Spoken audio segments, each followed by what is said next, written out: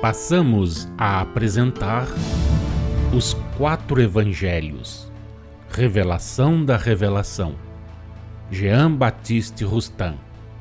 Narração, Paulo de Moraes.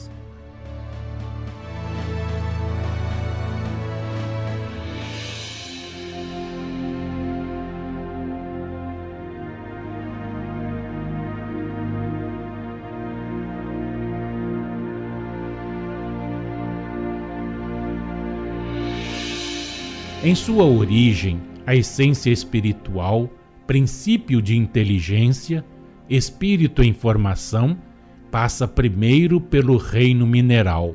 Anima o mineral, se deste modo nos podemos exprimir, servindo-nos dos únicos recursos que oferece a linguagem humana apropriada às vossas inteligências limitadas.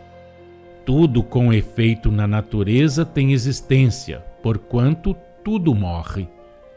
Ora, aquilo que morre traz em si o princípio de vida, sendo consequentemente animado por uma inteligência relativa. Esta palavra, inteligência, pode causar surpresa, tratando-se da vida de uma coisa inerte.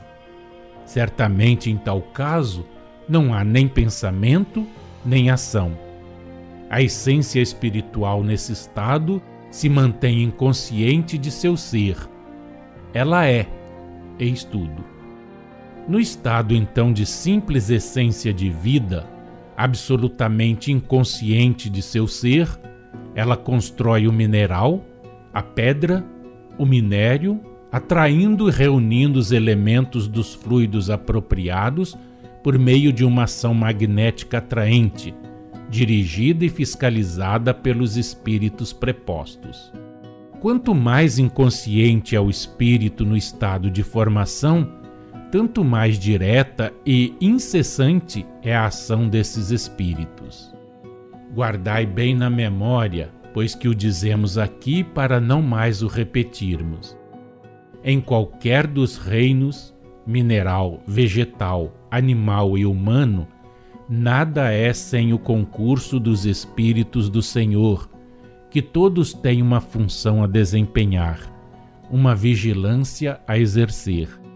Não há espíritos prepostos à formação de um determinado mineral, de um determinado vegetal, de um determinado ser do reino animal ou do reino humano. Os espíritos têm uma ação geral e conforme às leis naturais e imutáveis, que ainda não vos é permitido nem possível compreender. A vigilância eles a exercem sobre as massas. O mineral morre quando é arrancado do meio em que o colocara o autor da natureza. A pedra tirada da pedreira, o minério extraído da mina, deixando de existir, do mesmo modo que a planta separada do solo perdem a vida natural. A essência espiritual que residia nas paredes do mineral retira-se daí por uma ação magnética, dirigida e fiscalizada pelos espíritos prepostos e é transportada para outro ponto. O corpo do mineral, seus despojos, são utilizados pela humanidade de acordo com o que suas necessidades lhe impõem. Não vos admireis de que a coesão subsista no mineral por séculos muitas vezes, depois que dele se retirou a essência espiritual que foi necessária à sua formação. Cada espécie de matéria tem suas propriedades relativas, segundo leis naturais e imutáveis que ainda não podeis compreender. O corpo humano, em certas condições, não conserva coesas todas as suas partes materiais, embora o espírito já se tenha retirado dele. Não se observam entre os vegetais casos de longa duração material? Certas plantas não conservam as aparências da vida, o frescor dos tons e a rijeza da haste, muito tempo depois de separadas do solo que as alimentava e, por conseguinte, do princípio latente da inteligência que nelas residia. Tudo na natureza se mantém e se encadeia e tudo se faz em proveito e utilidade do espírito que se tornou consciente do seu ser. Os corpos mortos, sejam pedra, planta, ser do reino animal ou do reino humano, têm que concorrer para a harmonia universal, desempenhando as funções que lhes são assinadas. A essência espiritual que no mineral reside não é uma individualidade. Não se assemelha ao pólipo que por cissiparidade se multiplica ao infinito. Ela forma um conjunto que se personifica, que se divide quando há divisão na massa em consequência da extração e atinge desse modo a individualidade, como sucede com o princípio que anima o pólipo, com o princípio que anima certas plantas. A essência espiritual sofre no reino mineral sucessivas materializações, necessárias a prepará-la para passar pelas formas intermediárias que participam do mineral e do vegetal. Dizemos materializações, por não podermos dizer encarnações para estrear-se como ser. Depois de haver passado por essas formas e espécies intermediárias que se ligam entre si numa progressão contínua e de se haver sob a influência da dupla ação magnética que operou a vida e a morte nas fases de existências já percorridas, preparado para sofrer no vegetal a prova que a espera da sensação, a essência espiritual, espírito em estado de formação, passa ao reino vegetal. É um desenvolvimento, mas ainda sem que o ser tenha consciência de si. A existência material é então mais curta, porém mais progressiva. Não há nem consciência nem sofrimento, a sensação. Assim, a árvore da qual se retira um galho experimenta uma espécie do eco da cessão feita, mas não sofrimento. É como que uma repercussão que vai de um ponto a outro, sucedendo o mesmo quando a planta é violentamente arrancada do solo antes de completado o tempo da maturidade. Repetimos, há sensação, não há consciência nem sofrimento.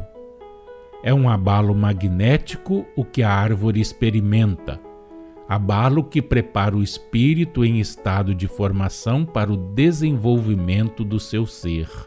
Morto o vegetal, a essência espiritual é transportada para outro ponto e depois de haver passado sempre em marcha progressiva pelas necessárias e sucessivas materializações, percorre as formas e espécies intermediárias que participam do vegetal e do animal. Só então, nestas últimas fases de existência, que são as em que aquela essência começa a ter a impressão de um ato exterior, ainda que sem consciência da sua causa e de seus efeitos, a sensação de sofrimento. Sob a direção e a vigilância dos espíritos prepostos, o espírito em formação efetua assim, sempre numa progressão contínua, o seu desenvolvimento com relação à matéria que o envolve e chega a adquirir a consciência de ser. Preparado para a vida ativa, exterior, para a vida de relação, passa ele ao reino animal. Torna-se então princípio inteligente de uma inteligência relativa, a que chamais instinto. De uma inteligência relativa às necessidades físicas, à conservação, a tudo que a vida material exige, dispondo de vontade e de faculdades, mas limitadas àquelas necessidades, àquela conservação, à vida material, à função que lhe é atribuída, à utilidade que deve ter, ao fim a que é destinado em a natureza sob os pontos de vista da conservação, da reprodução e da destruição, na medida em que haja de concorrer para a vida e para a harmonia universais. Sempre em estado de formação, pois que não possui ainda livre-arbítrio, inteligência independente, capaz de raciocínio, consciência de suas faculdades e de seus atos, o espírito, sem sair do reino animal, seguindo sempre uma marcha progressiva contínua e de acordo com os progressos realizados e com a necessidade dos progressos a realizar, passa por todas as fases de existência, sucessivas e necessárias ao seu desenvolvimento, e por meio das quais chega às formas e espécies intermediárias que participam do animal e do homem. Passa depois por essas espécies intermediárias que pouco a pouco, insensivelmente, o aproximam cada vez mais do reino humano, porquanto, se é certo que o espírito sustenta a matéria, não menos certo é que a matéria lhe auxilia o desenvolvimento. Depois de haver passado por todas as transfigurações da matéria, por todas as fases de desenvolvimento para atingir um certo grau de inteligência, o espírito chega ao ponto de preparação para o estado espiritual consciente. Chega a esse momento que os vossos sábios, tão pouco sabedores dos mistérios da natureza, não logram definir, momento em que cessa o instinto e começa o pensamento.